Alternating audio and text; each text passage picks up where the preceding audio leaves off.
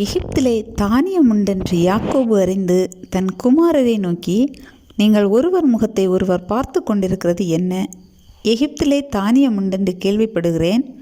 நான் சாகாமல் உயிரோடு இருக்கும்படி நீங்கள் அவ்விடத்துக்கு போய் நமக்காக தானியம் கொள்ளுங்கள் என்றான். யோசேப்பின் சகோதரர் 10 பேர் தானியம் கொள்ள எகிப்துக்கு போனார்கள். யோசேப்பின் தம்பியாகிய பென்யமீனுக்கு ஏதோ மோசம் வரும் என்று சொல்லி யாக்கோபு அவனை அவன் சகோதரரோடே அனுப்பவில்லை.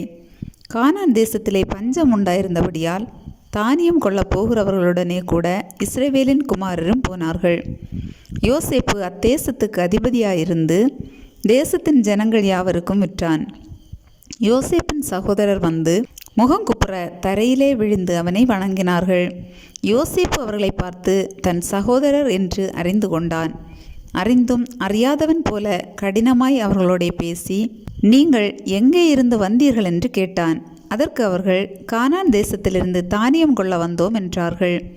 யோசேப்பு அவர்களை தன் சகோதரர் என்று அறிந்தும் அவர்கள் அவனை அறியவில்லை.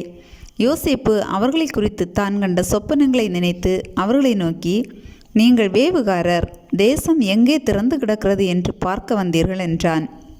அதற்கு அவர்கள், அப்படியல்ல ஆண்டவனே, உமது அடியாராகிய நாங்கள் தானியம் கொள்ள வந்தோம். நாங்கள் எல்லாரும் ஒரு தகப்பனுடைய பிள்ளைகள். நாங்கள் நிஜஸ்தர், உமது அடியார் வேவுகாரர் அல்ல என்றார்கள். அதற்கு அவன், அப்படியல்ல, தேசம் எங்கே திறந்து கிடக்கிறது என்று பார்க்கவே வந்தீர்கள் என்றான். அப்பொழுது அவர்கள், உமது அடியாராகிய நாங்கள் 12 சகோதரர்.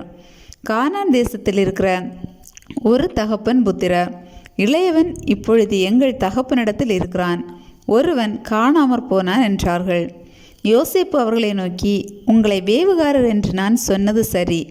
உங்கள் இளைய சகோதரன் இங்கே வந்தாலொழிய நீங்கள் இங்கே இருந்து புறப்படுவது இல்லை என்று பார்வோனின் ஜீவனை கொண்டு ஆணையிட்டு சொல்லுகிறேன். இதனாலே நீங்கள் சோதிக்கப்படுவீர்கள். உங்கள் சகோதரனை அழைத்து வரும்படி உங்களில் ஒருவனை அனுப்புங்கள். உங்களிடத்தில் உண்மை உண்டோ இல்லையோ என்று உங்கள் வார்த்தைகள் சோதிக்கப்படும் அளவும் நீங்கள் காவலில் இருக்க வேண்டும். இல்லாவிட்டால் நீங்கள் வேவுகாரர்தான் என்று பார்வோனின் ஜீவனை கொண்டு ஆணையிட்டு சொல்லுகிறேன் என்று சொல்லி அவர்கள் எல்லாரையும் 3 நாள் காவலிலே வைத்தான். 3ஆம் நாளிலே யோசேப்பு அவர்களை நோக்கி, நான் தேவனுக்கு பயப்படுகிறவன். நீங்கள் உயிரோடே இருக்கும்படிக்கு ஒன்று செய்யுங்கள். நீங்கள் நிஜஸ்தரானால் சகோதரராகிய உங்களில் ஒருவன் காவற்கூடத்தில் கட்டுண்டிருக்கட்டும். மற்றவர்கள் புறப்பட்டு பஞ்சத்தினால் வருந்துகிற உங்கள் குடும்பத்துக்கு தானியம் கொண்டு போய் கொடுத்து உங்கள் இளைய சகோதரனை என்னிடத்துக்கு அழைத்து கொண்டு வாருங்கள். அப்பொழுது உங்கள் வார்த்தைகள் மெய்யென்று விளங்கும், நீங்கள் சாவதில்லை என்றான். அவர்கள் அப்படி செய்கிறதற்கு இசைந்து, நம்முடைய சகோதரனுக்கு நாம் செய்த துரோகம் நம்மேல் சுமந்தது. அவன் நம்மை கெஞ்சி வேண்டிக் கொண்டபோது அவனுடைய மன வியாகுலத்தை நாம் கண்டும் அவனுக்கு செவி கொடாமற் போனோமே. ஆகையால் இந்த ஆபத்து நமக்கு நேரிட்டது என்று ஒருவரை ஒருவர் பார்த்து சொல்லி கொண்டார்கள். அப்பொழுது ரூபன் அவர்களை பார்த்து, இளைஞனுக்கு விரோதமாய் பாவம் செய்யாதிருங்கள் என்று நான் உங்களுக்கு சொல்லவில்லையா? நீங்கள் கேளாமற் போனீர்கள். இப்பொழுது இதோ அவன் இரத்தப்பழி நம்மிடத்தில் வாங்கப்படுகிறது என்றான். யோசேப்பு துபாசியை கொண்டு அவர்களிடத்தில் பேசினபடியால் தாங்கள் சொன்னது அவனுக்கு தெரியும் என்று அறியாதிருந்தார்கள். அவன் அவர்களை விட்டு அப்புறம் போய் அழுது திரும்ப அவர்களிடத்தில் வந்து அவர்களோட பேசி அவர்களில் சிமியோனை பிடித்து அவர்கள் கண்களுக்கு முன்பாக கட்டுவித்தான். பின்பு அவர்கள் சாக்குகளை தானியத்தால் நிரப்பவும் அவர்கள் பணத்தை திரும்ப அவனவன் சாக்கிலே போடவும் வழிக்கு வேண்டிய ஆகாரத்தை கொடுக்கவும் யோசேப்பு கட்டளையிட்டான்.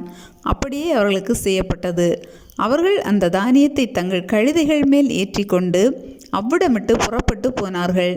தங்குகிற இடத்திலே அவர்களில் ஒருவன் தன் கழுதைக்கு தீவனம் போட தன் சாக்கை திறந்தபோது சாக்கின் வாயிலே தன் பணம் இருக்கிறதைக் கண்டு தன் சகோதரரை பார்த்து, என் பணம் திரும்ப வந்திருக்கிறது, இதோ அது என் சாக்கிலே இருக்கிறது என்றான்.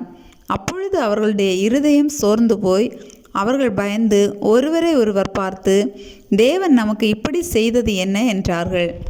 அவர்கள் கானான் தேசத்திலுள்ள தங்கள் தகப்பனாகிய யாக்கோபினிடத்தில் வந்து தங்களுக்கு சம்பவித்தவைகளை எல்லாம் அவனுக்கு அறிவித்து, தேசத்துக்கு அதிபதியாக இருக்கிறவன் எங்களை தேசத்தை வேவு பார்க்க வந்தவர்கள் என்று எண்ணி எங்களோட கடினமாய் பேசினான். நாங்களோ அவனை நோக்கி, நாங்கள் நிஜஸ்தர், வேவுகாரர் அல்ல. நாங்கள் 12 சகோதரர், ஒரு தகப்பன் புத்திரர். ஒருவன் காணாமற் போனான், இளையவன் இப்பொழுது கானான் தேசத்தில் எங்கள் தகப்பனிடத்தில் இருக்கிறான் என்றோம்.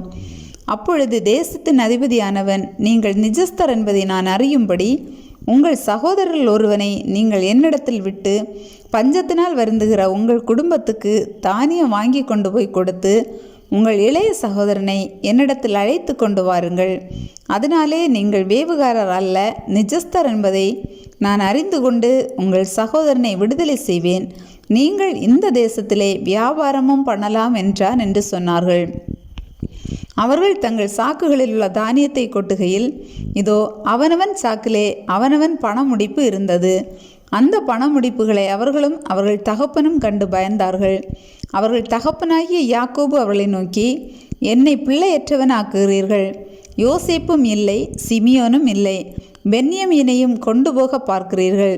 இதெல்லாம் எனக்கு விரோதமாய் நேரிடுகிறது என்றான். அப்பொழுது ரூபன் தன் தகப்பனை பார்த்து, அவனை என் கையில் ஒப்புவியும், நான் அவனை திரும்ப உம்மிடத்தில் கொண்டு வருவேன். அவனை கொண்டு வராவிட்டால் என் 2 குமாரரையும் கொன்று போடும் என்று சொன்னான். அதற்கு அவன், என் மகன் உங்களோட கூட போவதில்லை. அவன் தமையன் இறந்து போனான், இவன் ஒருவன் மீதியாயிருக்கிறான். நீங்கள் போகும் வழியில் இவனுக்கு மோசம் நேரிட்டால் நீங்கள் என் நரைமயிரை சஞ்சலத்தோடே பாதாளத்தில் இறங்க பண்ணுவீர்கள் என்றான்.